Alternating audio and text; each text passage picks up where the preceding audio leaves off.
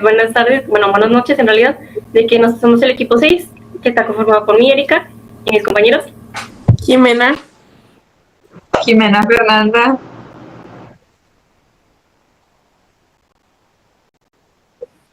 Y Carlos.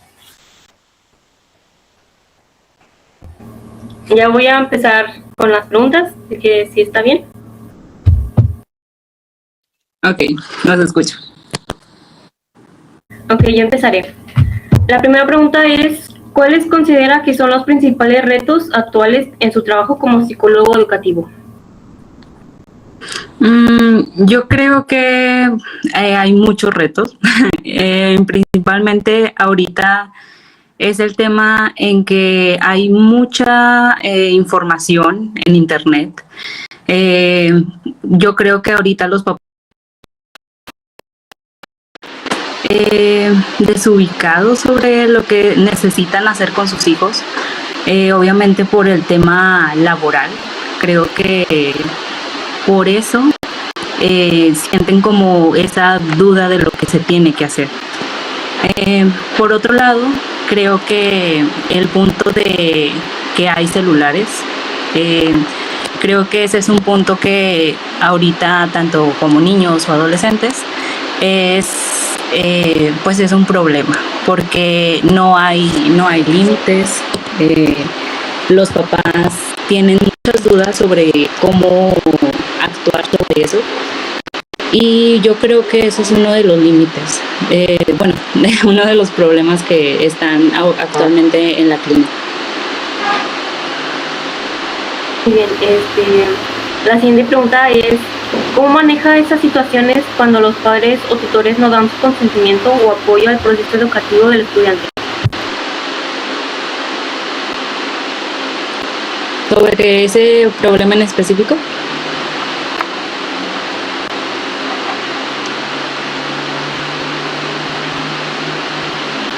¿O sobre algún problema? O sobre, más en general. Ok. Que cuando los padres no dan su consentimiento, no dan su apoyo al proceso educativo de su hijo o de su... Pues yo creo que hay muchas... puede haber papás que no sepan cómo, o sea, no conozcan sobre el proceso terapéutico, educativo, por lo cual se tiene que informar primero a la familia, se tiene que brindar en la entrevista lo que se espera, las expectativas, la forma de trabajo. Cuando existe esta barrera de comunicación entre el terapeuta y los papás, se crea antes de terapia, creo que existe esa duda de lo que se tiene que hacer o por qué mi hijo tiene que ir a terapia. A veces mucho de eso viene de parte de los papás y cuando no se le comunica a los niños, pues todavía es mucho más el problema. Entonces, creo que primero se tiene que comunicar, se tiene que dar esta información base para que lo demás resulte. No creo que... Me ha pasado que sí hay papás que como que tienen dudas, como que no saben qué es lo que se espera o cuando se les da un diagnóstico tienen como obviamente ese miedo, pero es como cuando vives un duelo, primero lo tienes y lo procesas, después vas comunicándolo y ya después te vas como fluyendo en parte del proceso, ¿no? Entonces creo que pues va de la mano de eso.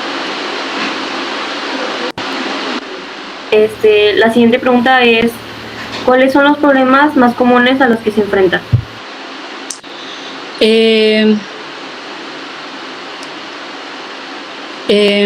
Creo que el trabajo con las escuelas, ahorita ese es un problema que tengo, que probablemente trabajamos en terapia, se trabaja en casa, pero la mayoría de los colegios o escuelas no tiene el suficiente tiempo, por así decirlo, para brindar estas estrategias o estos apoyos hacia el alumno o hacia las cuestiones curriculares. Creo que la cuestión curricular, creo que esa es la que más pesa, o sea, es algo que todavía necesita todavía mucho por avanzar, necesita estas cuestiones para niños con autismo, con síndrome Down, con cualquier discapacidad o trastorno.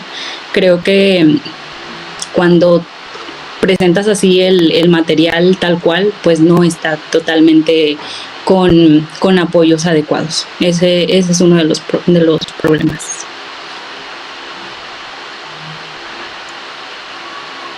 En esta nueva ola tecnológica y auge de la IA, ¿cómo está cambiando la capacidad de atención de los estudiantes y qué estrategias psicológicas están funcionando para combatir esto?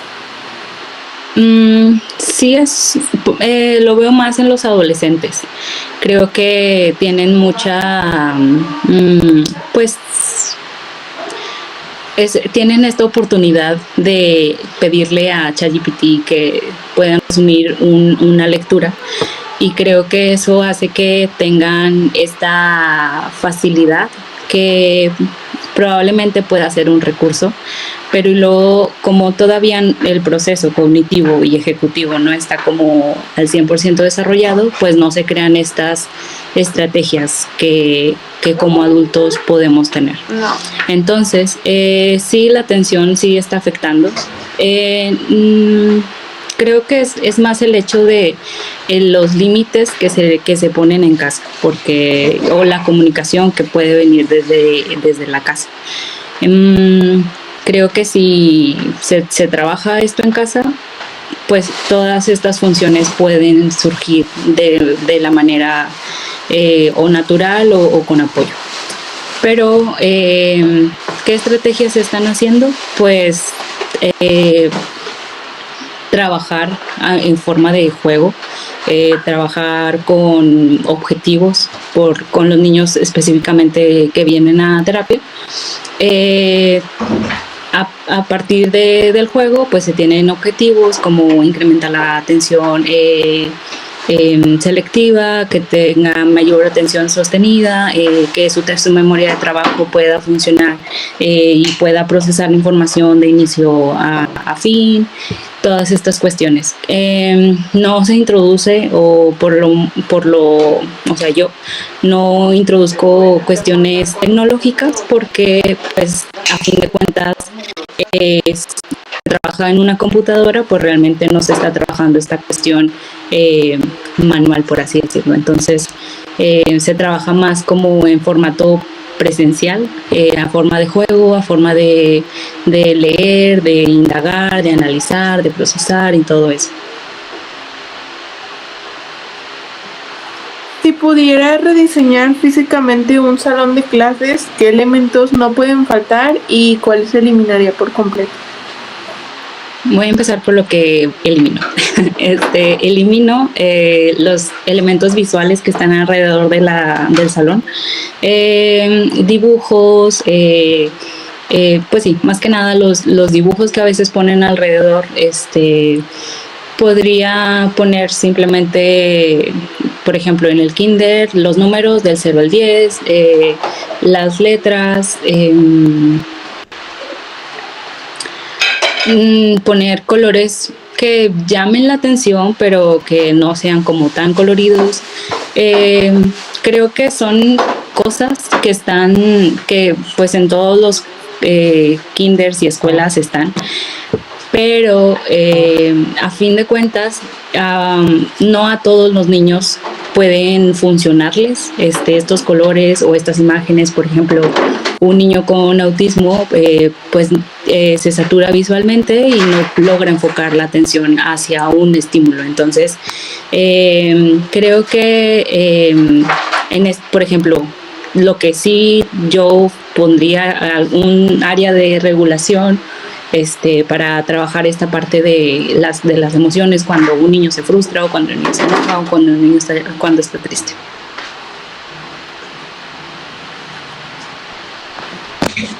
¿Qué es lo que usted considera que define a un alumno exitoso? Leer, que lean.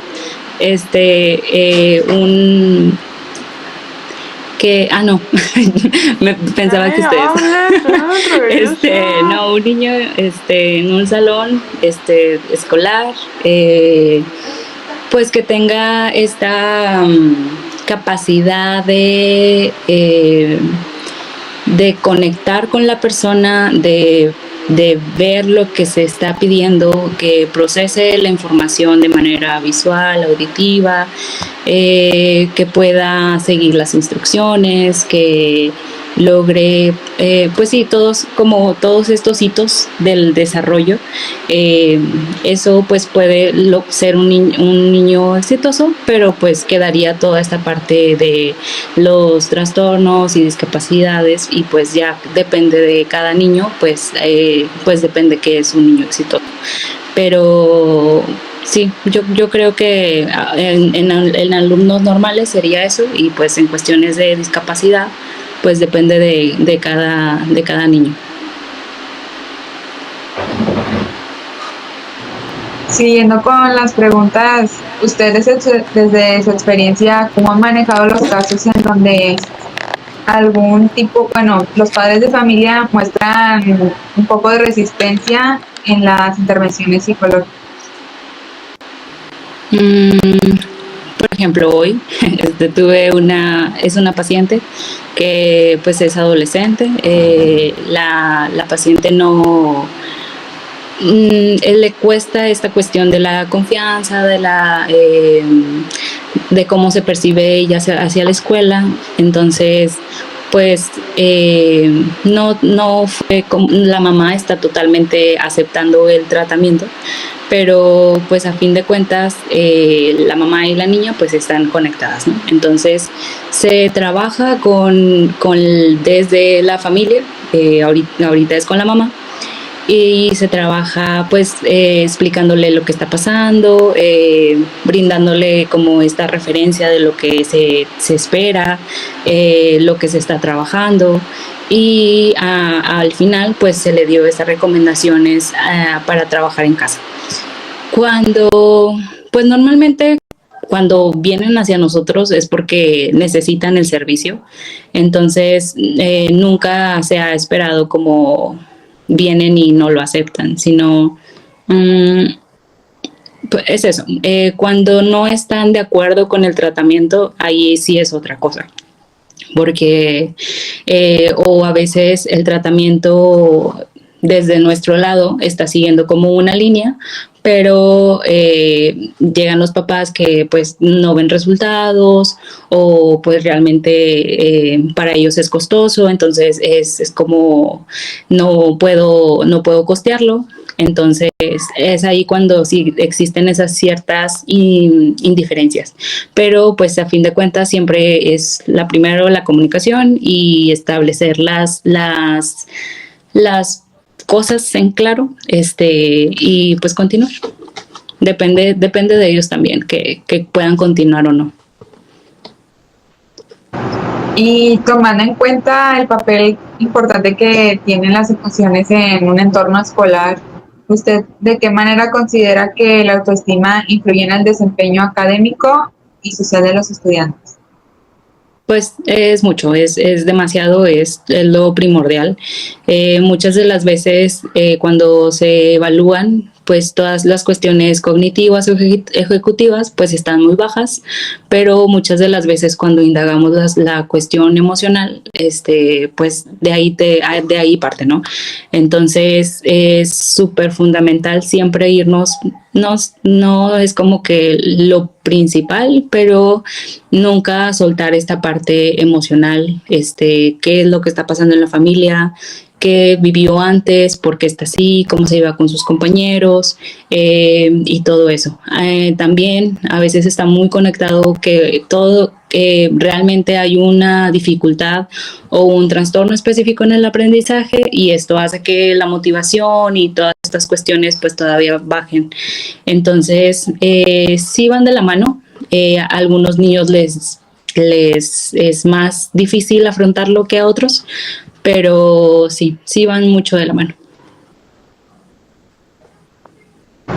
Y relacionado con la pregunta anterior que le hice, ¿usted qué señales usted podría ver que señalen que un estudiante está atravesando por algún problema emocional?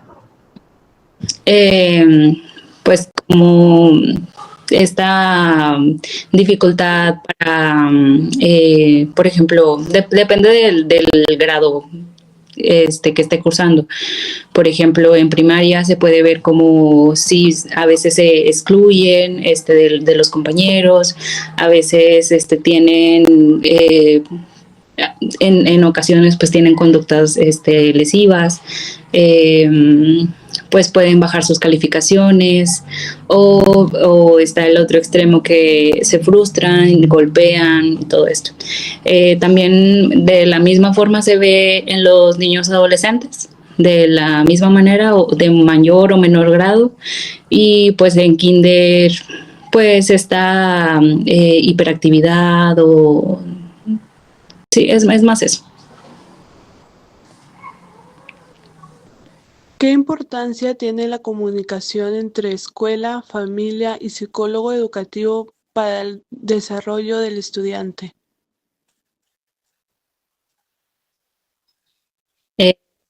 Muy importante.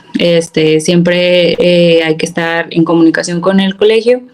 Hay colegios que aceptan todas las adecuaciones, hacen todo lo posible porque esto se cumpla. Ahorita estamos trabajando con 3 colegios y estamos en constante comunicación. Lo bueno es que ya hay departamentos en los colegios, en departamentos psicopedagógicos que pues se encargan de llevar toda esta parte de identificar, brindar adecuaciones y todo eso. Entonces nosotros llevamos la parte de pues el proceso terapéutico cognitivo ejecutivo y todas estas cuestiones. Y pues la familia pues lleva toda esta tarea de seguir las recomendaciones en casa.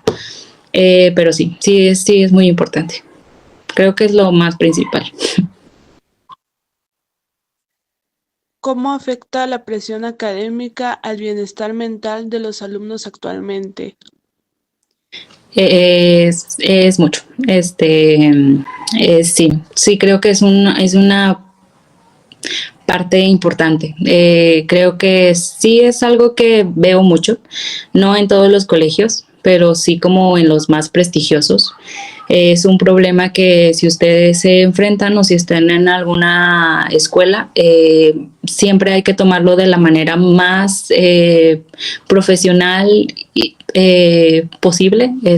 A veces cuando nos acercamos a las escuelas y vemos este tipo de situaciones, a veces queremos hacer todo lo posible por cambiarlo, pero ya son sistemas que ya están súper arraigados a su historia, que les cuesta hacer esas cuestiones diferenciales. Pero nosotros podemos hacer un cambio desde nuestro lado, hacer adecuaciones hacia cuestiones individuales. No peleen contra el sistema.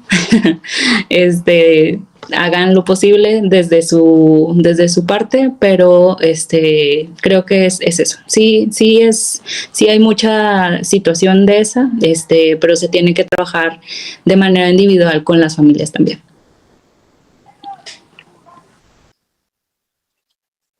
¿Qué habilidades emocionales considera más importantes que los estudiantes desarrollen durante su etapa escolar?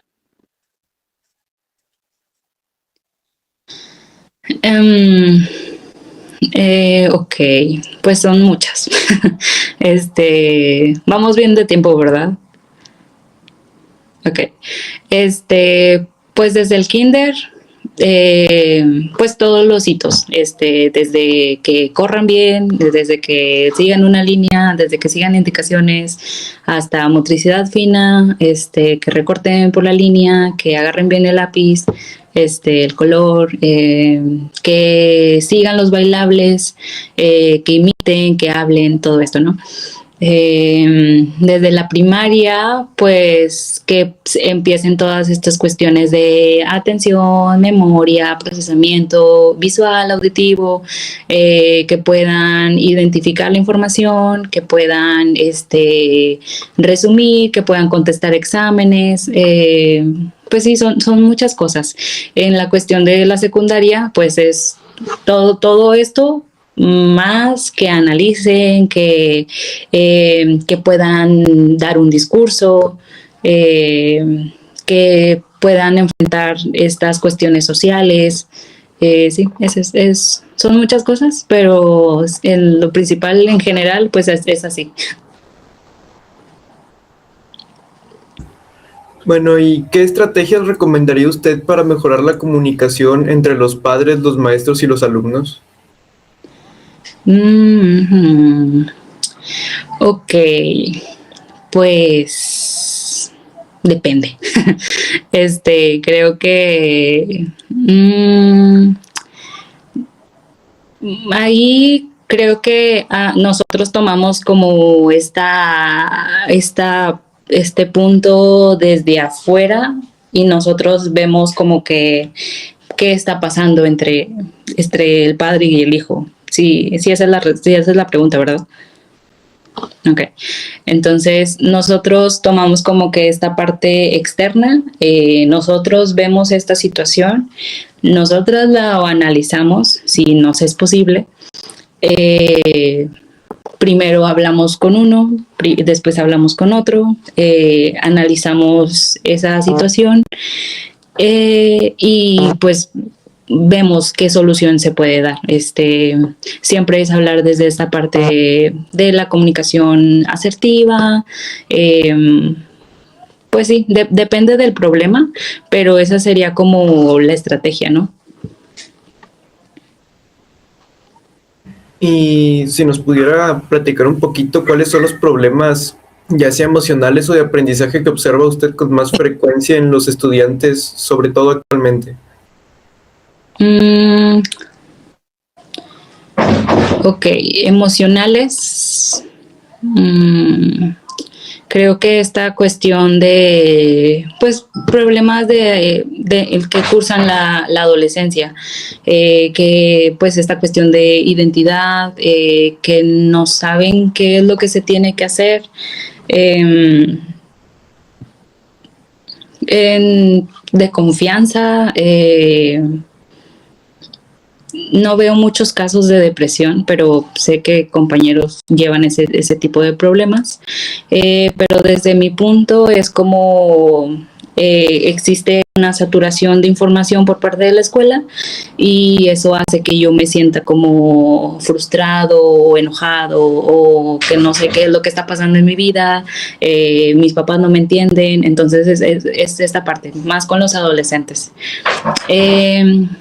En primaria también pasa una situación parecida, como hay mucha frustración, hay mucho enojo, específicamente con este paciente es porque no hay límites en casa, entonces hay muchas horas en Roblox, entonces cuando llega a la escuela pues no hay motivación, no hay interés y todas esas cosas, ¿no?